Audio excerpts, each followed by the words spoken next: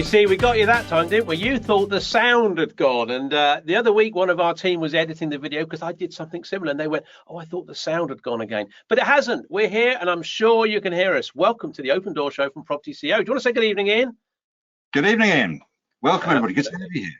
Give us a hands up. Give us a wave if you can see and hear us, please. Give us a hands up. Give us a wave. Oh, yeah, okay. Yeah. So those ones that haven't got your hands up, assume you can't or you're just not bothered. Look, my name's Richie Clapson. You know that because it says it at the bottom of the screen. I'm here with the other half of propertyCEO. Some say the better half. I don't tend to agree. Mr. Ian Child. Look, it's great to have you here. And over the next 45 minutes, well, we're going to be taking, as always, a deep dive into the world of small-scale property development. Isn't that right, Ian? Certainly is. We're going to be covering some of the latest news items and talking to some of the movers and shakers in the world of property. It's going to set us straight on what's happening out there. Also going to be shining the spotlight on some new opportunities. So any areas where we think there could be a good opportunity for people to get into in the property side of things and development specifically, we're going to be taking a look at it. Good stuff. Look, above all, though, we say this every week, and it is so important. We need to have a bit of fun doing it because you're sat here with us at 7 o'clock at night and you could be watching, I don't know, Homes Under the Hammer or something like that, A Place in the Sun. That's quite a nice program.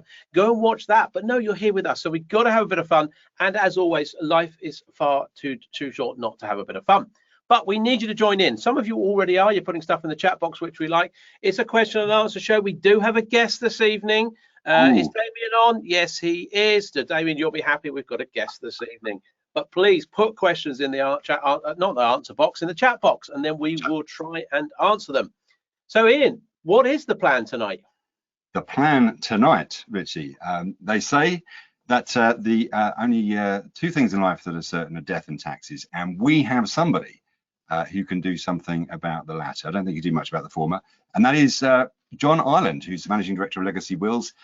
He's going to be talking about some of those important decisions that we could make that will help protect our assets and the assets of our loved ones going forward. So it should be a very interesting conversation, I think. What if we don't have any loved ones? What do we do then? I think it's all me, isn't it? It's all yeah. Me. I'm not sure, really. That's good. Let's see who's on. So, well, Edward's on. He's just joined. Hello, Edward. Haven't seen you for ages. Hope you're well. Sue's on. Malesh is on. Hello, Malesh. One of our newer students there. Ramika's on. Rob's on. Jazz is on. Roy's on. Blimey, Roy, where have you been? I've seen you for ages. Hope you're well. Come on, get in touch, Roy. Tell us what's going on in your world. Sorry, just got to do personal shout outs here. Nick's on. Raymond's on. Hello, Raymond, Jane and Nick's on.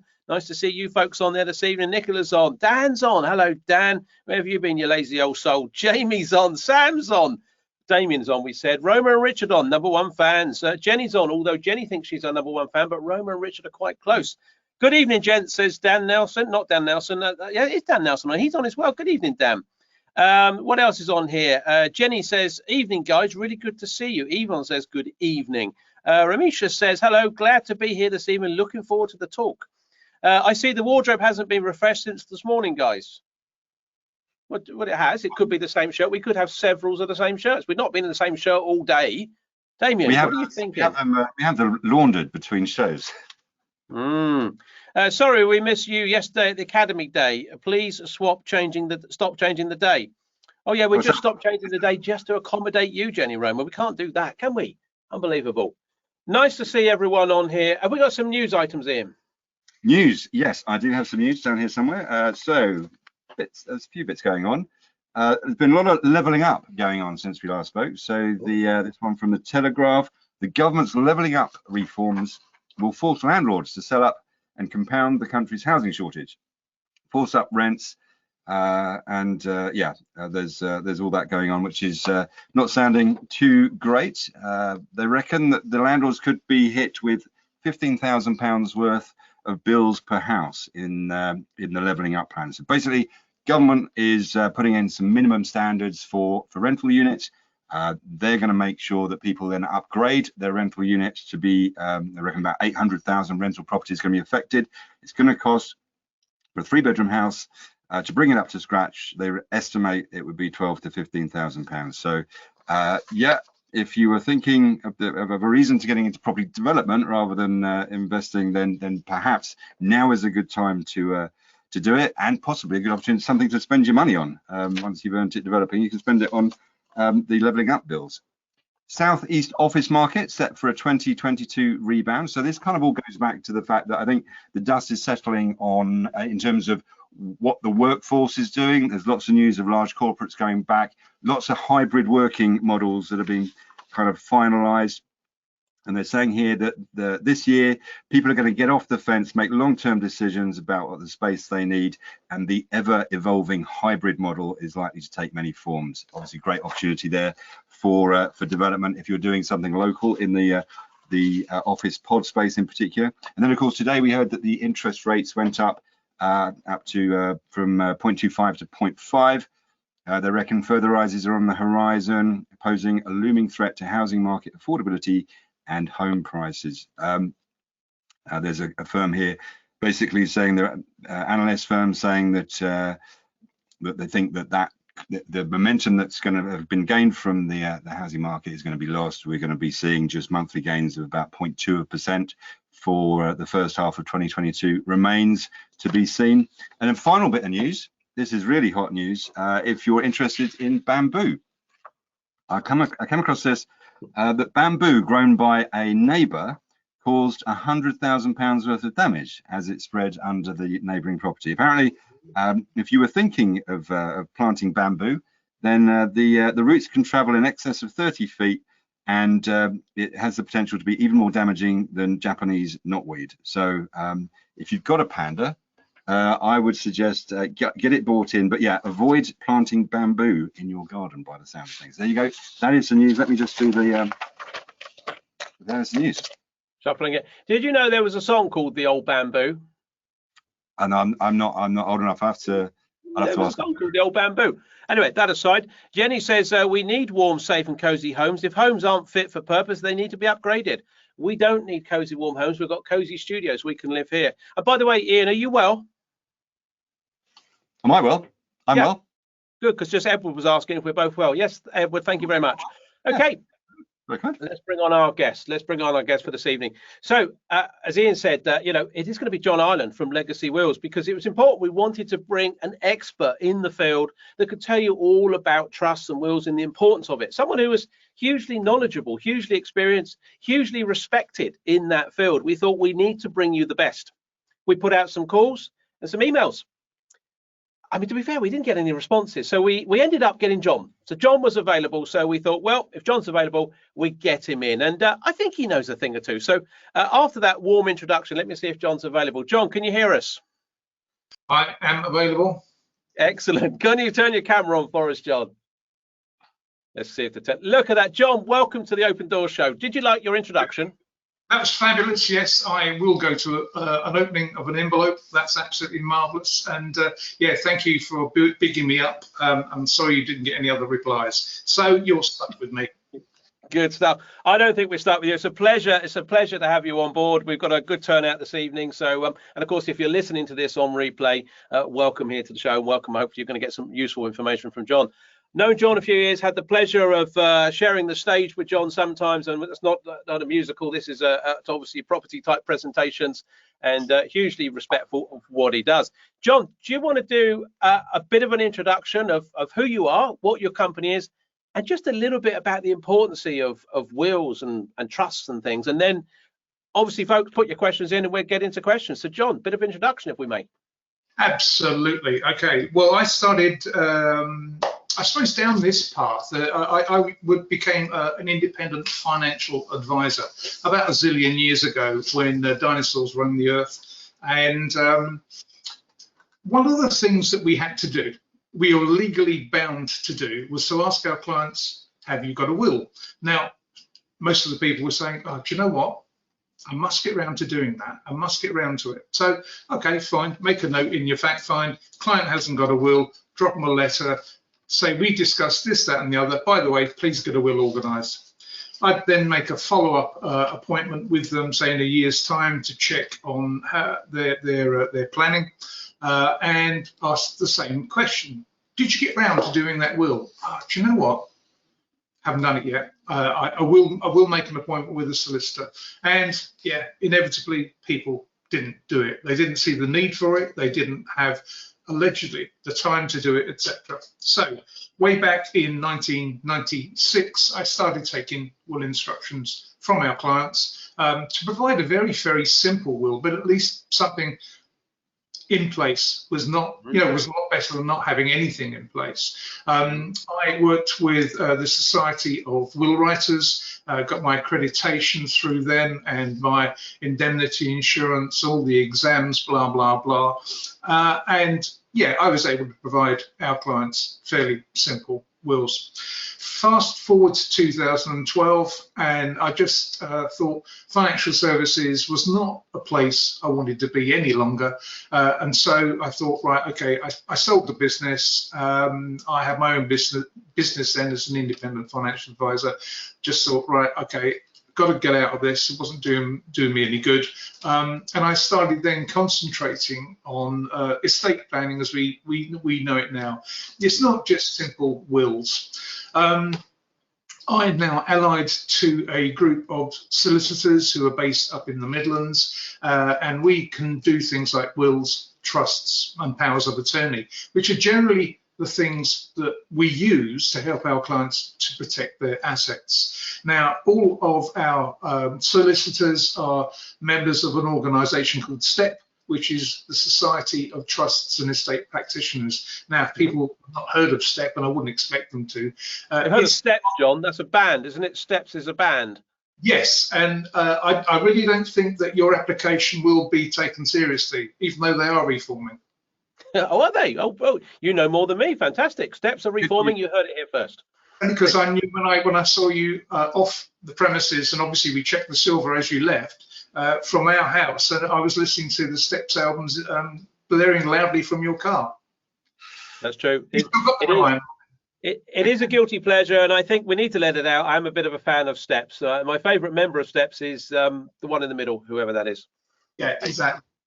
But anyway, so the STEP it's the highest qualification you can get in estate planning. It's international, and the benefit to me is that I can say to clients, our guys are members of STEP, so therefore they are always up to date, bang up to date with tax and estate planning in terms of legislation changes in tax, etc., etc. And it's a great benefit to our clients because we can then give them that advice, hand on heart, giving them the best that's available.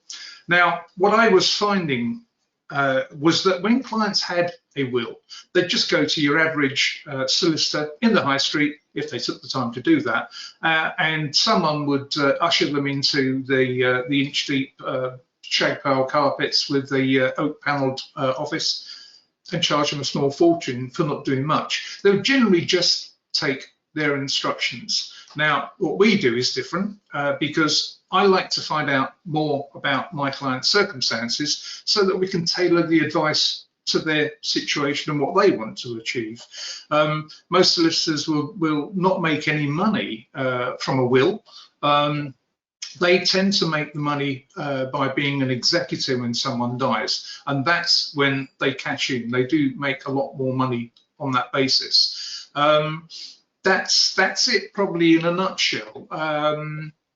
I can't think that there's much more I can tell you about the background of things. Suffice to say that obviously we've got our own indemnity insurance of £2 million per will. I've been doing it since 1996. I tend to deal a lot with people in the property world. You and I met when I was doing the talk down in Bournemouth, I think, in PIN.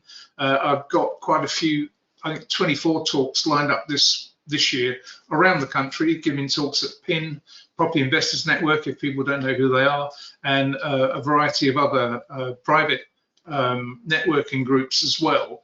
I will be posting something this coming weekend as to where I am talking. So if anyone wants to come along and listen to me ranting on about wills, trusts and powers of attorney, I do throw chocolates at people as well and do various other things. So the thing to remember, of course, and this is one I borrowed from you, do you recall this? If you haven't got a will, you might as well be doing this, you see. So, you know, come down and see me. Good stuff. Okay, John, thank you for that introduction. I think it's worth just pointing out that it's Claire, Lisa, Faye, Ian and Lee are members of STEPS, apparently, according to Google. Okay. John, are you ready for a few questions? Yeah, as long as you don't expect me to sing any STEP songs. Let's avoid that for this evening. We'll pass on that. Let's see if we've got any questions to do with wills, trusts, estate planning. Ian, over to you. What have we got first of all? I've got a very simple one here from Dan. Good evening, Dan, who says, what happens if you die without a will? I guess quite a big question, but quite an important one. Sure. If you die without a will, you're governed under the law of intestacy.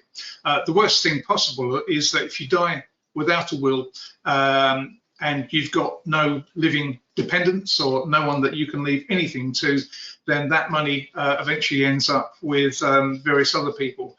If you die in Cornwall, for example, it ends up with the Duchy of Cornwall. And let's face facts here, he needs the money because he's got to lend it to Andrew, who's facing some rather large tax bills right now, or rather law firms are going to be hammering him for legal defence costs. If you do die without a will, the intestacy flowchart, which is available in my fabulous free book, if anyone wants a copy of our estate planning guide, after this, let me know, will dictate where your assets go. One of the perhaps more famous cases recently was that of Rick Mail. Now, he died without a will. I think, I can't remember the exact date, within the last 5-10 years. Mm. His estate at death was valued at about £1.2 million. Now, it works out that under the law of intestacy, his wife got half of the estate. She got the first £250,000 of the estate and half the rest. It's important to understand that there is no inheritance tax between husband and wife or civil partners. But as she got half the rest, the other half of the estate, after she'd taken the first 250, went to the kids, and they paid a rather large inheritance tax bill. I think it was somewhere in the region of £60,000. Now, for the sake of spending, I don't know, 150 quid on a will, a decent will, there would have been no inheritance tax for the children to pay. His wife would have been secure in having that property, and you know, there wouldn't have been all of that bloody aggravation as well. The major challenge also, if you die without a will and you've got a business, is that who's going to get your shares? No one knows. Under the Partnership Act 1890, that business will have to be wound up, and all of the assets and all of the debt is distributed evenly amongst the surviving shareholders.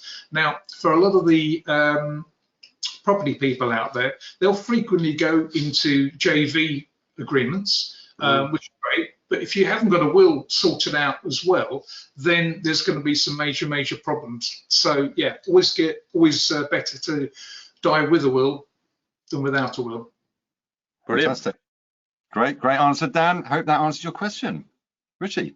Okay, couple of quick questions. One here. Jenny, first of all, says, love a chocolate. Well, you better go and see John talk then, Jenny. He'll give you a chocolate. Carolyn says, just a quick one. What does STEP stand for again? Can you just remind us the definition of STEP? Sure. The Society of Trusts and Estate Practitioners. There you go, Carolyn. Okay, Yvonne's got a question. Question for John. Is there a type of trust you can set up so that your children can avoid paying inheritance tax? Is there a type of trust you can set up? It's not the sort of planning that we do right now. We tend to do what we call death planning. Now, a lot of people will tell you that you can put stuff into trust and there won't be any inheritance tax, etc.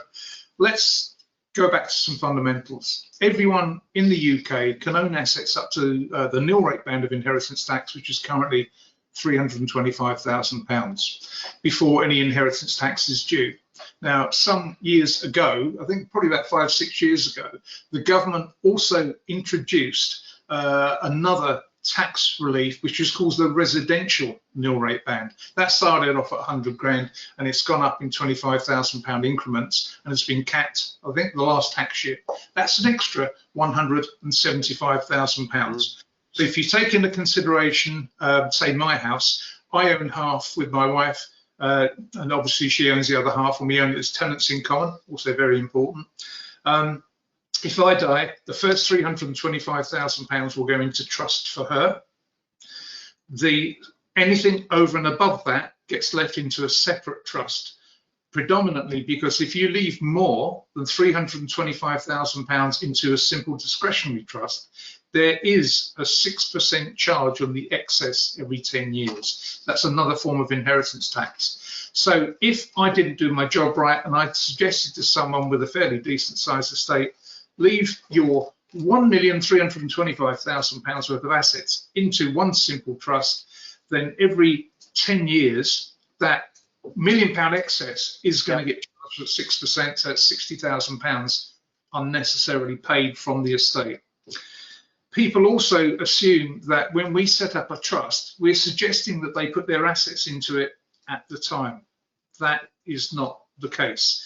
The assets only go into the trust for the beneficiaries when somebody dies. You can gift away up to £325,000 into a different type of trust every 7 years. If you gift away more than £325,000 into one of those other types of trusts, and it's not, by the way, what we call death planning, that's tax planning. If you gift away more than that, you've got a 7-year clock, and that means that the 325 is still considered to be part of your estate until 7 years have passed, when you've got a diminishing amount of inheritance tax that's payable. And then in 7 years' time, you can put more, you can do another 325. If you put more than 325 into one of those types of trusts, there's an immediate inheritance tax charge of 20%, which is half the normal rate, on the excess above 325. And I hope that answers that question. Yvonne, there you are, a little bit of advice. It's a bit more of a tax question. It's tax planning, but by the looks of it, you can give your children £325,000 every 7 years, providing you don't die before the 7 years is up. But a little bit of tax planning there, but maybe speak to John as well. We always suggest to clients, look, stupid question, may sound clear, no one knows when they're going to die. Get the death planning in place first. We can be doing some tax planning for you, but my specialism is the death planning. We can organise trusts for clients to put assets into, but that would be not part and parcel of what I do. It's one of my colleagues. Great stuff. John, thank you. Good answer. Well covered. Ian, what's next? I got one here from Janet, who just asked, what do you mean by tenants in common? Could you just explain that one? There's a few ways of owning property in the UK, basically 3 ways. A property can be owned in the sole name, it can be owned jointly, or it could be owned as tenants in common. If we take the difference between joint tenancy and tenants in common, joint tenancy means that you own the asset together. It's a bit like owning your dining room table or your family car. When one of you dies, the survivor owns the whole of that asset. So if you own the property jointly, then somebody dies. If they go into, say, a new relationship, that property is at risk from potentially their divorce, because they own it in their own name. It could also be at risk if they die, because then it would go to the new spouse and possibly their kids, which, not always what everyone wants. And also it's at risk if you need long-term care and your spouse has died. You can be forced to sell that property to pay for your long-term care. Now, I own this property with my wife as tenants in common. Now, in our example, she owns half and I own half. If I die, my half gets left to her in trust. She doesn't own that bit personally, her trust owns it. The fact is, she's the beneficiary of the trust, she's also the trustee. Now that gives her the power to be able to sell that property if she wants to, but she cannot be forced to sell it. Not by possibly a soon-to-be divorced new husband, or if she were to die, it wouldn't go to the new husband and his kids, because our children are the next line of beneficiaries. It's also important to remember that when we both die, it will go to our children in trust, but not to their, if their relationships are not going particularly well, it's not going to go to their spouses. It's going to be protected from their creditors. It's going to be protected from their own long-term care fees if they need to pay them at some stage. But again, also important for property people, if you're working hard to build up your asset value, why don't you consider leaving your assets into trust for your beneficiaries so it doesn't form part of their estate? Because if you think about it logically, you work hard, you build up all these assets, you leave them to your kids, they die, you know, it's inevitable. They pay inheritance tax again on what you've left them. The second lot pay more inheritance tax. Probably within 3 or 4 generations, everything that you've worked hard for today has gone in inheritance tax.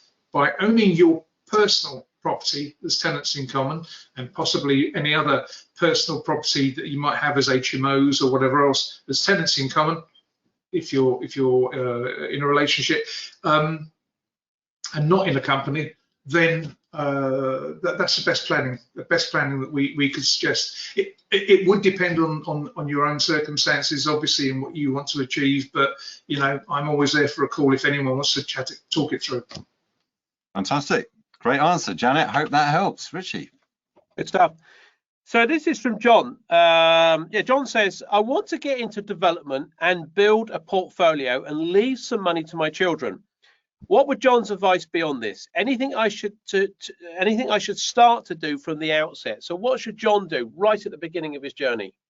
Okay, well, I suppose I have to ask a question there. If you're going to develop property and you are going to collect rental income, then let's presume it's going to probably be in some sort of corporate entity. It's going to be in a limited company. Now, first thing you can do is obviously you can make the children shareholders, so that diminishes the value of your own asset value in that company, because part of it will be owned by the kids. But if that company has a rental income being paid to it, it will not qualify for a thing called business relief.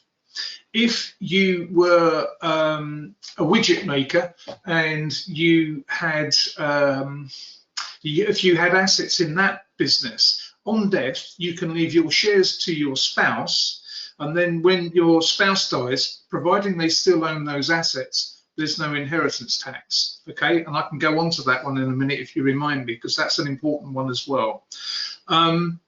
What I would do if I were him would be to consider the borrowings that I've got, because if you were to die and the company or you personally have borrowed money on properties, plural, because I'm presuming that he's going to buy more than one. Yep, I guess so.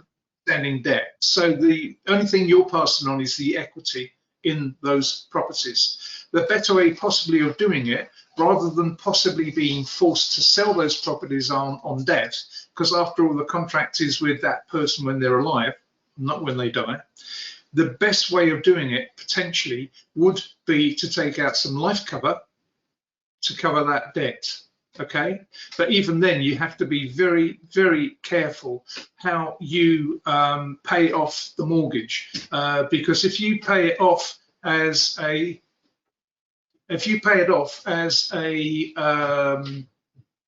amount from the life insurance policy directly to the lender, that debt will not be considered as a debt against the estate. So you've got £1 million property, £500,000 mortgage. If you take that money and pay it straight from a life insurance policy, that property value of £1 million will be £1 million calculation in your inheritance tax bill. What you have to do is take out a life insurance policy, put it in trust. Very, very important. Everyone should have their life policies in trust, by the way. The trustees then borrow that money, and then they pay that money to the mortgage company, and that way HMRC will consider the £500,000 as a debt. I know I've gone off at various tangents, but hopefully that's some help. John, hopefully that's helped you a bit. I mean, it's really interesting, and you know, John, from your point of view, going off at tangents, these things are very complex, and people have got to get these right. So that's a really good answer. Ian, what have we got next? Well, I've got a cheeky one from me, if I may, John, which is I've often heard about inheritance tax being described as the voluntary tax. Is that true? And I guess the supplemental would be, what should people who perhaps haven't thought about that before, what are the things that they should be doing next? What should they be focusing on? Where is the scope to avoid paying this? I think, well, the first thing is you go back to Rick Mayall's example. If you don't have a will and you've got kids, then your wife's only going to get now the first 270,000 of your, I say wife, your spouse is going to get the first 270,000 pounds of your estate and half the rest. If anything above that is passed to your kids, then they're going to pay inheritance tax. That's one thing. So get yourselves a will. Set yourselves up some trusts so that when you die, you can leave your assets to your beneficiaries in trust. So therefore, that then won't form part of the kids' estate when they die. So you're getting rid of generational inheritance tax.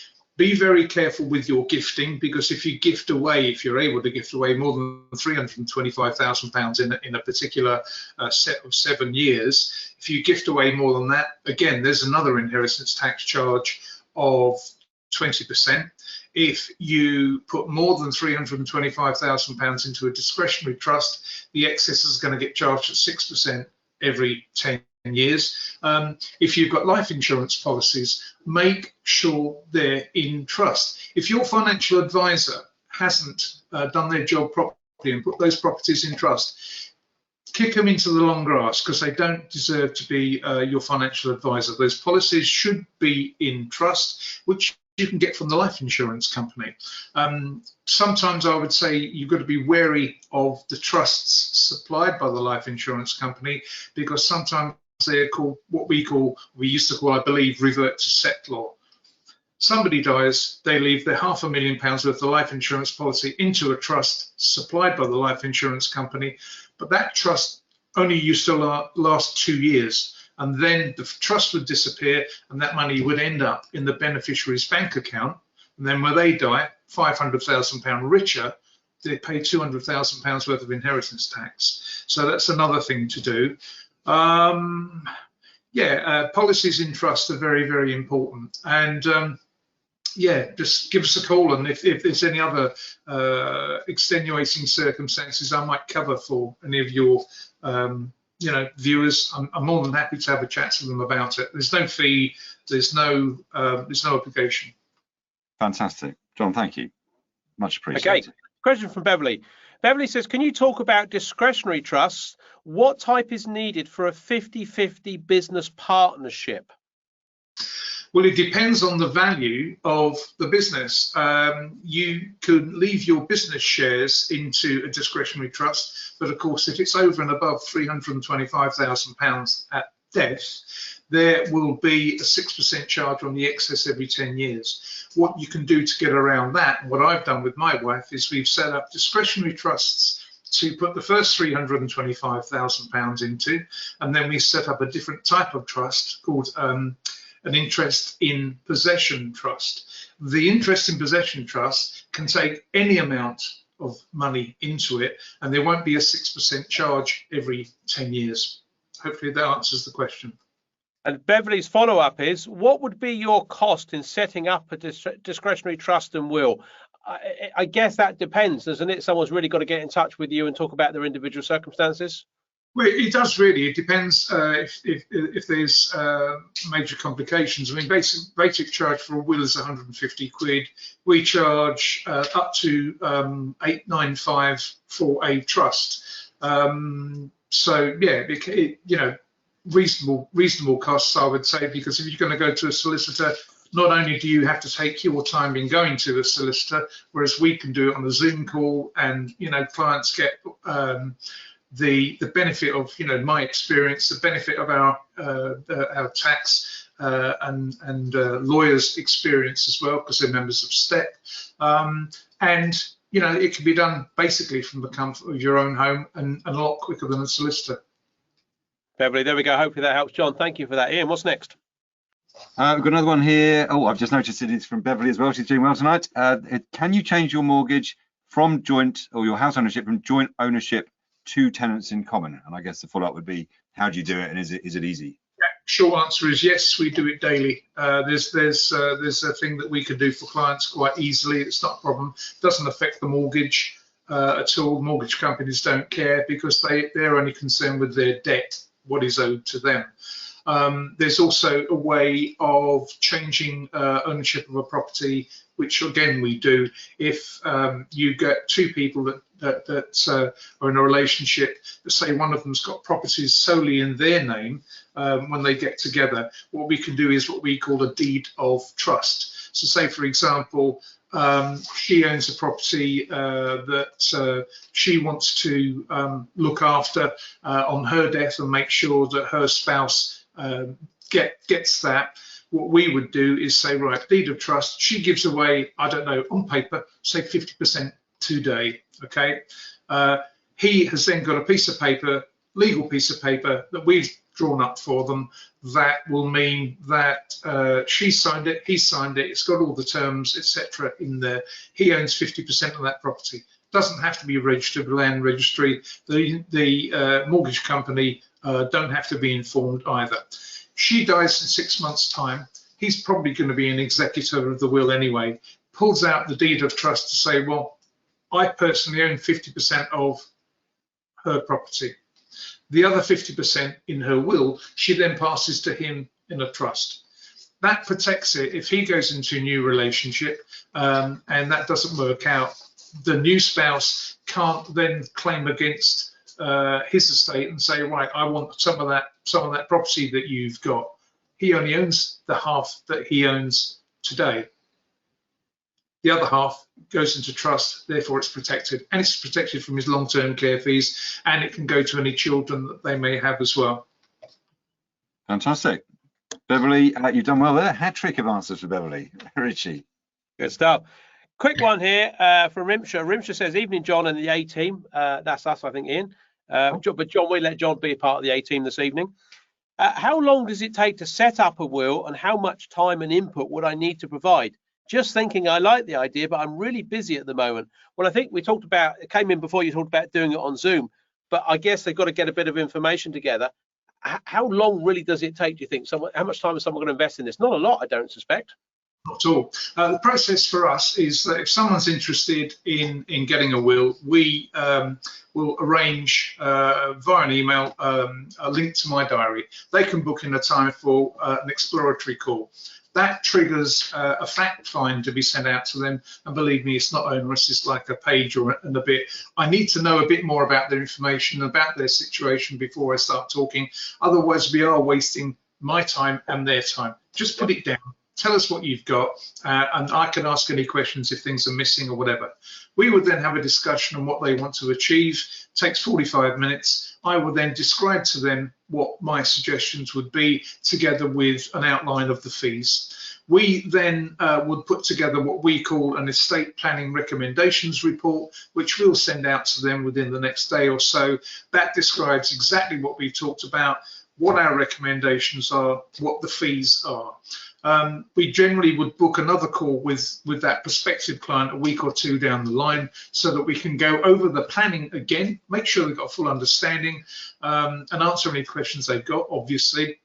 If then they say, yeah, I'd like to go ahead, fine. We send them a 1 or 2 page sheet that gives them the ability to write down their instructions, who their executor is going to be, their trustees, possibly guardians, and maybe their attorneys if they're going to do lasting powers of attorney as well.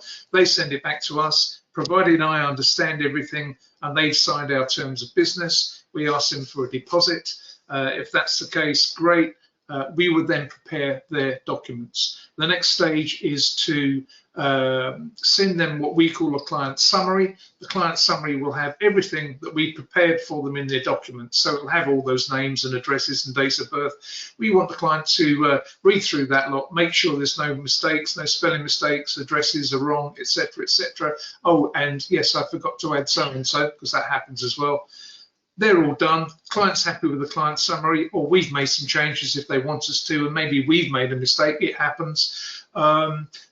Then we send them a final invoice, and then they can get the documents. I can do that lot in less than a week if a client's willing to act, you know, and work with us. John, I think that's a good overview. I think for Rimsha there, look, get on with it. I think that's the suggestion. If you want to do it, get on with it. Your initial investment isn't long, and once you get going, you're going to get it out of the way. It's well worth it. Ian, what have we got next? I got one here from Nick, who asks, John, does the trust structure that you described, which is half in trust for the wife and then the children, does that preserve the residential inheritance tax allowance? I didn't mention half of the trust to the children. What we would do is in my will, as an example, my wife is my first beneficiary. Only when she dies will the children benefit. Okay, sorry, I've forgotten the second part of the question. We were talking about preserving the residential IHT allowance. Yeah, okay, yes, so our trusts do include, and that will allow the trust to claim the residential nil rate band allowance up to the £175,000. Yeah. Cool, fantastic. Nick, hope that answered your question. Okay, let's see if we can fit a couple more in quickly before we get to the 1:45 bell. Harjinder says, how often should you visit your will or trust and update them? And is there a fee for this each time? Yeah, that's an interesting question, John. Do we have to keep going back and revisiting this, particularly for our property development, students and wannabe CEOs on here who are going to be constantly expanding their asset base? Exactly. Well, the short answer to that is that we write to our clients, all of our clients, once a year to say, look, has anything changed? Have you, in some cases, have you had kids? Have you are you still married? Have you inherited anything yourself? Have you grown your portfolio, etc., etc.? You ask them if they've died as well. What's that? You ask them if they've died. Oh, exactly. Yeah. We don't hear many people coming back to us on that basis, but there you go. Yeah, it's strange that. But yeah, so if anything there might trigger it, then all they've got to do is call us or book in a time, because in the email we'll have a link to my diary. They can book in a quick call to find out whether or not they might want to change things in their diary. Sorry, in their wills. If they do want to change, then we will charge a small admin fee of about 50 quid to change anything and update things. That covers our admin, it covers the postage, and yeah, that's about it. I would say that if we've set up some initial discretionary trusts and someone's only got assets up to the value of £325,000, fair enough. If then they grow their portfolio, and because they've got assets in excess of the 325, don't forget there'll be a charge of 6% on the excess. We might suggest them that they'll set up interest in possession trusts to get rid of the 6% charge every 10 years. Now, obviously, we would ask for a fee to set those up at the time if necessary, but we can go over that with clients as and when and if it's needed. Brilliant. Harjinder, hopefully that helps. Ian, let's go for the last question for John, then make it a good one. I'll make it a cracker. There's one here from Joseph. Evening, Joseph. What would happen to my estate if I died partway through a large development project? Would they still be liable? How can I manage this risk? Okay, well, short answer is, yeah, whatever is part of your estate, the duty of an executor is to pay out any debts owed from the estate, but collect any debts owed to the estate. So if you had money in a development, then that's still your money. You may have lent it to a company, but it's still valued as part of your estate. And of course, if you got to a point where you've increased the value of that building or whatever, that development, whatever it is, then that portion of it will be valued as part of your estate. So the better thing to do is, do a will. Those things we can take into consideration by using various trusts dependent on the value of the estate when someone dies. But that's sometimes a moving feast. Sure, fantastic. We haven't talked about very, very briefly, and it's super important, lasting powers of attorney. If you don't have lasting powers of attorney, or what is the lasting power of attorney? It's simply something that you can organise that will give someone the legal authority to act on your behalf if you lack capacity to act for yourself. If you don't have registered powers of attorney in place and something happens to you whereby you do lose capacity, maybe it's an illness, maybe it's an injury, nobody has your legal authority to act for you. That's not a spouse, that's not your kids, that's not your uncle, your aunt, or anyone else, no one. And the people who step in to be your attorneys are our social services. They charge £325 a month to visit you. They have to visit you because under law you're deemed to be a vulnerable person, and they will also freeze all of your bank accounts. Pause for effect. They will freeze all of your bank accounts. That's your joint bank accounts with your joint venture partners. That's your business bank accounts. That's your personal bank accounts until someone somewhere is found to look after your affairs. Now, it could be someone that's appointed by social services, who would generally be someone like a retired solicitor, won't know your circumstances, has no idea of running I don't know, a commercial to residential conversion, doesn't know anything about HMOs, etc., etc. But the worst thing is when they freeze your bank accounts, if you've got income coming into that from rentals that you've got, all of that will be sent back to your tenants. So therefore, you've got to pay still, or someone on your behalf has got to pay, and it doesn't get paid. They've got to pay the mortgage, and they've got to pay the utilities, etc., etc. If you haven't got one, it's a massive, massive problem. So please consider getting lasting powers of attorney. There are two: health and welfare, property and financial. Get them both. John, brilliant. What a great note to end on.